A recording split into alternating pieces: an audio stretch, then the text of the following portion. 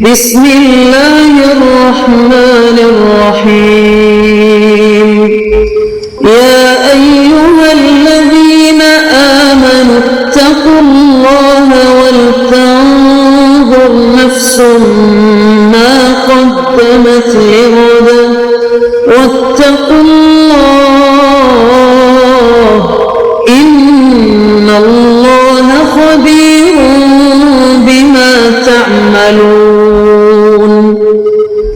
اے ایمان والو، اللہ سے ڈرتے رہو اور ہر شخص کو دیکھنا چاہیے کہ اس نے کل یعنی آخرت کے لیے کیا سامان بھیجا ہے، اور ہم پھر کہتے ہیں کہ اللہ سے ڈرتے رہو، بے شک اللہ تمہارے سب اعمال سے خبردار ہے۔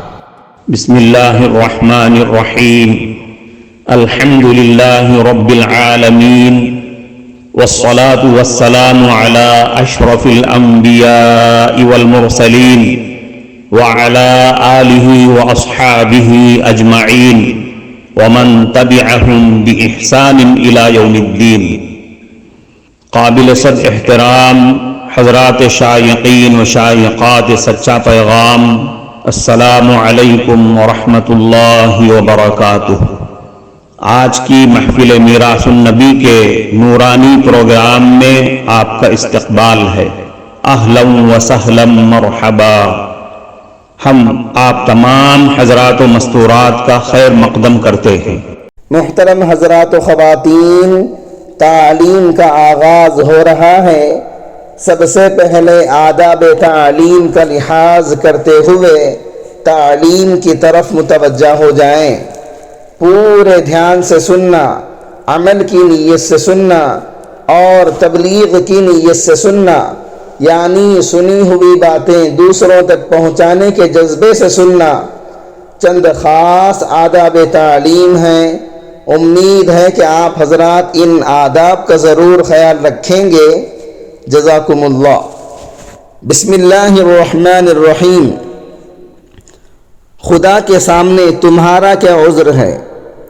نامور مفسر عبد الرحمن بن ناصر السعدی رحمۃ اللہ علیہ نے اپنے ایک خطبے میں کہا، اے وہ لوگو جو علم کی تلاش سے منہ موڑتے ہو، خدا کے سامنے تمہارا کیا عذر ہے جبکہ تم عافیت سے زندگی سے لطف اندوز ہو رہے ہو، اور تمہیں اس سے کس چیز نے روکا جبکہ تم اپنے رب کا رزق کھا رہے ہو؟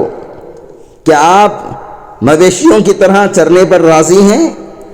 کیا تم خواہشات کو ہدایت پر ترجیح دیتے ہو جبکہ تمہارا دل غافل اور بھٹک رہا ہے؟ کیا تم جہالت کی راہوں پر چلتے ہو جو کمزور راستے ہیں، اور ہدایت کے راستوں کو چھوڑ دیتے ہو جو واضح اور فائدہ مند راستے ہیں؟ کیا آپ راضی ہوں گے اگر آپ سے پوچھا جائے کہ آپ کا رب کون ہے، تمہارا مذہب کیا ہے، تمہارا نبی کون ہے، اور آپ کو جواب نہیں معلوم؟ یہ محفل میراث النبی صلی اللہ علیہ وسلم ڈیلی پروگرام ہے جو آپ سن رہے ہیں۔ اور اگر آپ سے پوچھا جائے کہ آپ نماز اور عبادت کیسے کرتے ہیں، اور اگر آپ نے غلط جواب دیا تو؟ جب آپ نہیں جانتے کہ کیا حلال ہے اور کیا حرام ہے تو آپ خرید و فروخت کیسے کر سکتے ہیں؟ خدا کی قسم، یہ ایسی حالت ہے جسے صرف جانور ہی قبول کریں گے۔ تو خدا آپ پر رحم کرے، تعلیم یافتہ بن جائیں۔ اگر نہیں کرتے تو علم کی محفلوں میں شرکت کریں، سنیں اور استفادہ کریں۔ اہل علم سے ہدایت اور بصیرت طلب کرو۔ اگر تم نے ایسا نہ کیا اور علم سے بالکل منہ موڑ لیا تو تم ہلاک اور نقصان اٹھانے والوں میں سے ہو جاؤ گے۔ محترم ناظرین کرام، اس دینی اور ایمانی بیان کو سننے کے دوران ہی اس کو لائک کر دیجئے اور شیئر بھی کر دیجئے تاکہ دوسرے بھی اس سے فائدہ اٹھا سکیں۔ اللہ آپ کو جزائے خیر عطا فرمائے۔ کیا تم نہیں جانتے کہ علم میں مشغول ہونا اہم ترین عبادت میں سے ہے، بہترین عبادت اور شغل میں سے ہے، اور اس سے زمین اور آسمان کے رب کی خوشنودی حاصل ہوتی ہے۔ علم کا وہ اجتماع جس میں آپ شرکت کرتے ہیں آپ کے لیے اس دنیا اور اس کی ہر چیز سے بہتر ہے۔ ایک ایسا فائدہ جس سے آپ نفع حاصل کرتے ہیں کوئی چیز اس کی برابری نہیں کر سکتی۔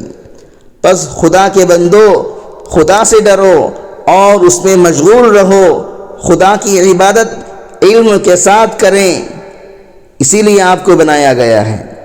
اور اپنے رب سے دعا کریں کہ وہ آپ کو اپنی رہنمائی، مہربانی اور مدد فراہم کرے۔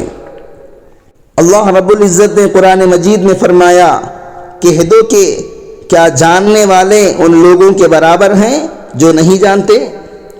صرف عقل والے ہی سمجھ رکھتے ہیں۔ معزز شائقین و شائقات سچا پیغام،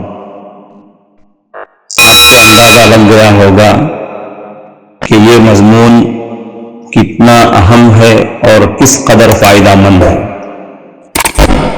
کم سے کم درجے میں سوشل میڈیا کے ذریعے سے بھی ہم اس کو زیادہ سے زیادہ شیئر کریں گے تو دعوت کے فریضے کی کوششوں میں ہم بھی اپنا کچھ حصہ ڈالنے والے بن سکتے ہیں۔